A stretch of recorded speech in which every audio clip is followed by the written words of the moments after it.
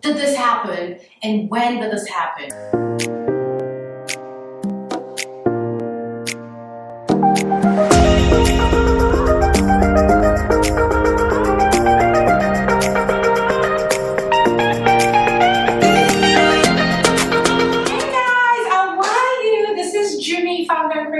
Naturally oil. Welcome and welcome to my channel. Oh my goodness, this is so exciting. So I had to watch my last video, but if you haven't seen my last video, which was where I talked about my anemia story and how I was diagnosed with anemia in 2014, please make sure you watch that video now so that you can understand a lot more of why I am going to be talking about this next topic today. So if this is your first time here, welcome, and this is not by accident. You were meant to be on the stage. So I appreciate you so much for coming in. Please keep watching because you are here to learn about all kinds and every different kind of hair loss or anything that can affect your hair growth, especially if you are in the natural hair journey like myself. So I have spoken on our Instagram pages, the challenges and the struggle I have suffered. So you are not here by accident. So keep watching. And if this is your first time, please do me a massive favor right now. Do you see that red button that is bright and shining? Can you click on it and just click on subscribe? It will go a long way to help me keep making this amazing content and educating more women with hair loss issues. And also, click on my notification bell. So anytime I have more content to give out to you, you do not miss out on it. So please do that. I would appreciate it. And I'll be able to come back here and just keep thanking you and keep encouraging you to keep having a healthier hair growth. So today, I'm actually going to be talking about a different topic. So last time, I spoke about anemia and how it affected my hair growth and how it's affected so many women around the world. Today, I'm going to be talking about my postpartum alopecia and hair loss journey, which is something that I've been talking about over the years, because the postpartum alopecia is actually what encouraged me to start mixing products in my kitchen to help me grow back my hair to health, organic ingredients based products. And I'm going to get into that in a bit. So thank you again for joining in. Please hang in there and stay here. I'm going to try to make this as fun as possible so you're not bored. But thank you so much for coming. So like I said, I'm going to speak about my postpartum alopecia journey. So if you have seen the last video, so once again, go watch that video. In 2014, I suffered anemia. And because I suffered from anemia, I didn't even know I was anemic, but I eventually found out that was the reason why I was developing a lot of hair shed. My hair was shedding a lot. My hair was super unhealthy. I had no hedges. I had scanty looking, unhealthy hair. And during that time was when I actually fell in love with mixing all kind of different organic oils to help my hair, to nourish my hair, to make it heal from all the damage it suffered due to the anemia. So in 2016, my second daughter, Divine, was born. And the pregnancy was actually very different from Niecy's, my first child's pregnancy, because at this time I knew better. I was taking my prenatal vitamins because I knew what I did the last time and I didn't do it with my first pregnancy. So I was being consistent with that. And yes, and I was also another good thing about that pregnancy, because they do say that every pregnancy is different, right? Yes, that is so true. With Divine's pregnancy, I was craving a lot of healthy food. I know, like I used to crave apples. Then I used to work in the city and I used to take me 2 to 3 hours to get to work, sometimes driving. And I would have eaten 4 apples before I got to work. I was addicted to apples during our pregnancy. I don't know why. And then I used to crave salad and healthy stuff. So I didn't gain as much weight and I kind of knew better as well. My doctors actually warned me about it, not to gain too much weight because of gestational diabetes. So I was very cautious of what I ate. 3 months after my darling Divine was born, okay, so what changed what was different about this pregnancy was 3 months after she was born, of course, I had to go back to work. And so she was born in November and I went back to work in February of the following year. And that was the first time ever that I introduced birth controls into my life. And I mean, I just wanted to be safe and sorry because I was done. I'm done because I mean, my husband says it's done. I am still, 1 minute I'm done, 1 minute I see another baby and I want another baby. So I don't know if I'm done, okay? But I just wanted to be safe and sorry. So what I noticed, so that 3 months, which was February, was when I did family planning, which is actually, I'll tell you what I use. I use IUD. And literally, I installed, because I know how to do my own hair, so I installed crochet braids, which, to be honest, wasn't that tight on my scalp, because I did it. What happened was, so February, in April, I took the hairstyle down, and I must, one thing is, during that month of February to April, I knew that I was going through so much stress because it's quite stressful. I don't know about you, superwoman out there. I mean, I'm a superwoman, I would say, but there's just a limit to everything. That's 2-3 months of going back to work and traveling 2-3 hours to work and coming back. So I was doing 6 hours of traveling every day. From New York City to where we lived was literally about 2 to 3 hours drive. Sometimes the traffic is annoying. So those times were quite stressful for me because what I noticed was with my toddler, I had a 5-year-old and I have a newborn baby and I have a job, a corporate American job to go to. It was quite stressful. So the reason why I'm going with this is because I want to explain the different reasons why you might suffer postpartum and lots of postpartum alopecia. I was stressed during that time. Now I have birth control that is very foreign and new to my body. So my hormonal changes, and I was still breastfeeding. I mean, I stopped breastfeeding at 3 months, 4 months for Divine's pregnancy. Unlike Nisi, I breastfed for an entire year. Nisi's pregnancy, I breastfed for an entire year. But Divine's pregnancy, I was not even producing enough milk. So by 3 months, I had no more milk to feed her. So so I was still breastfeeding. By 4 months, I had no more milk to feed her. I was still breastfeeding, so of course, still taking my prenatal vitamins because I was very, very serious about that. I'm going to keep taking my vitamins. I was not as consistent, but I was still taking it compared to Denise's pregnancy and childbirth. I didn't take any prenatal vitamins when I was breastfeeding. That's horrible. But with Divine, I was a lot better. Even after I stopped breastfeeding, I was still taking my women vitamins. So I was very cautious about that. But in April of 2017, I will never forget this day. I took out my crochet braid and I had like this curly hairstyle. I always have a big curly hairstyle back then. Now I just leave my hair alone.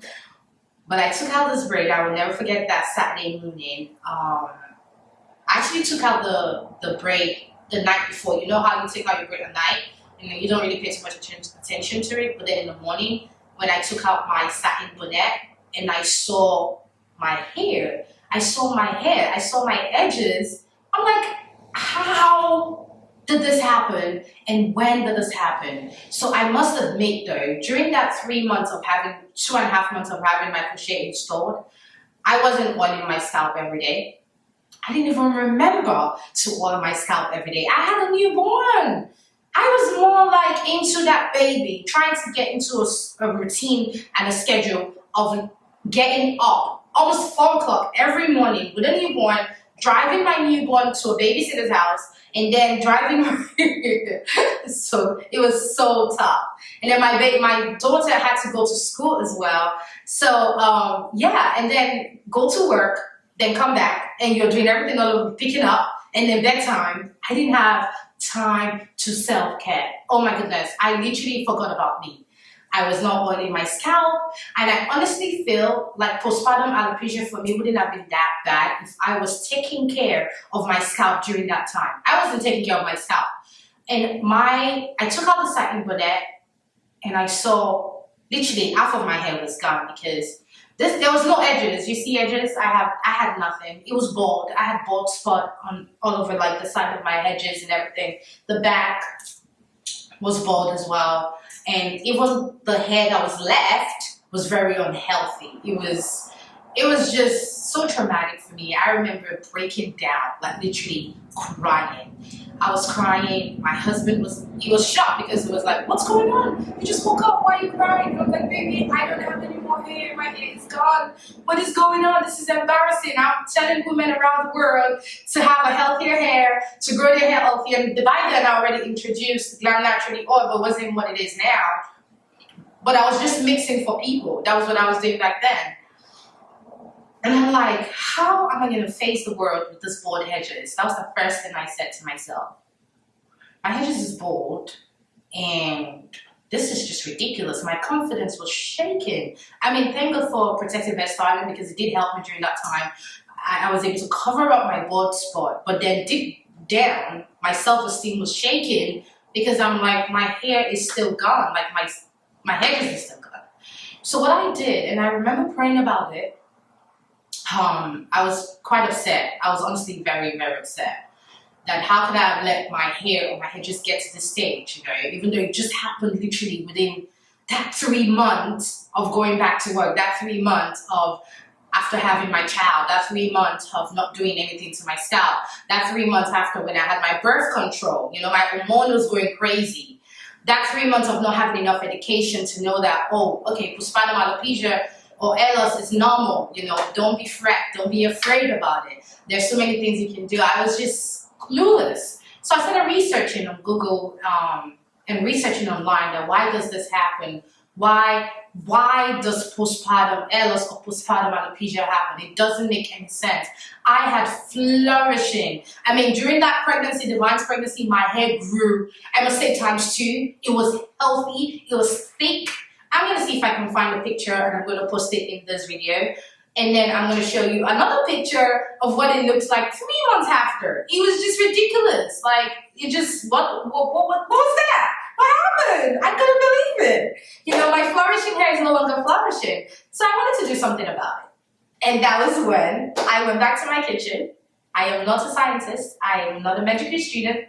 I don't have any degree in any of those. I have a law degree. So, but I have a degree, my degree helps me with researching. So I'm very good at researching.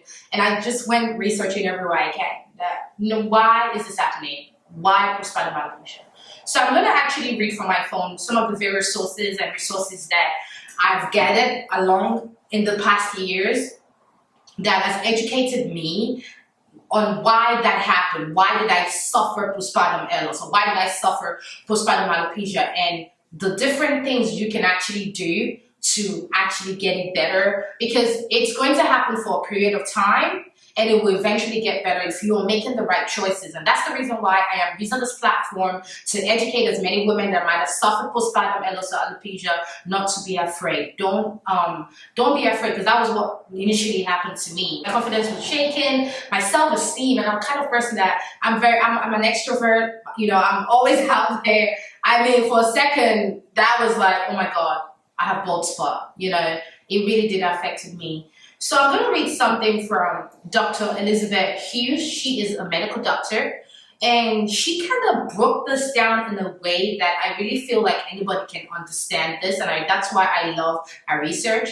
And she said normally around 85 to 95% of your hair is in the growth phase at any point in time. But the hormonal changes during pregnancy stimulate an increase in the percentage of hairs in the growth phase. As a result, many women enjoy thicker hair during pregnancy, which was what happened to me. My hair was flourishing. But as more hairs than normal are growing and fewer than normal are shedding, because you remember that your hair is supposed to shed 100 a day. It's normal if it sheds 100 a day. But then if it becomes excessive, if you're seeing more than that. So during pregnancy, your hair shed is very low. Your hair is not shedding as much.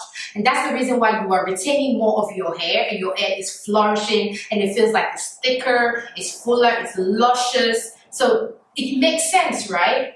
So it says, with the birth of your baby and the hormonal changes that accompany birth, a larger number of hairs than normal enter the resting phase.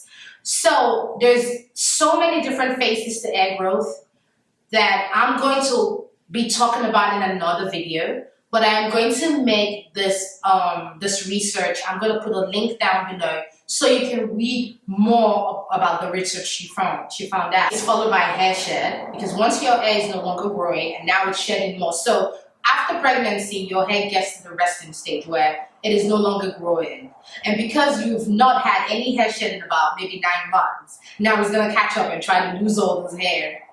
Which we're like, oh my god, this makes so much sense. So now you have to lose all those hair so you can now have like, you know, healthier hair growth. That's why sometimes it's traumatic for some women compared to others. I suffered the worst one ever. I don't even know. It was bad. You know, so I'll say again, since the resting phase is followed by shedding, by air shed or air shedding and regrowth, new mothers will experience greater than normal hair loss once the resting phase ends. So that's basically what happens. Now your hair is in the resting phase.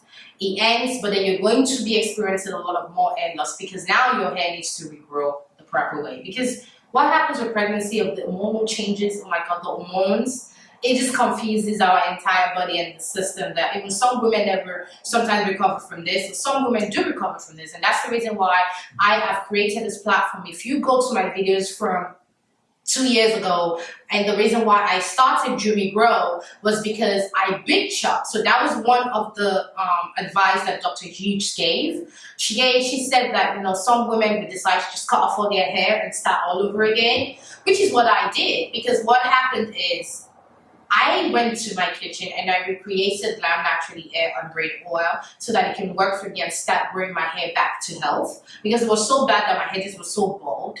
And some part of my back is bald too. So when I went back to my kitchen and I recreated my formula, I started using it every single day. And I'm going to try to put some videos here, some pictures here as well. And I noticed that 2 weeks after, my hair started growing back. It was my bald spot, you know, where now starting to have some hair. I'm like, oh wow, okay. Then I started using it even more morning and night. And what happened was a month later, my hedges was no longer bald. Like my hedges was thicker in a month. So, but everybody is different, and this is what I tell a lot of my customers. You have to remember, everybody's hair grows at different rate. If your hair is in the resting phase of hair growth, you know, sometimes it will take longer than usual for your hair to, you know, for you to see results. Sometimes you say, oh, it's slower. I guess during that time, my hair was no longer in the resting phase, and now it's in this phase where it needs to start growing better.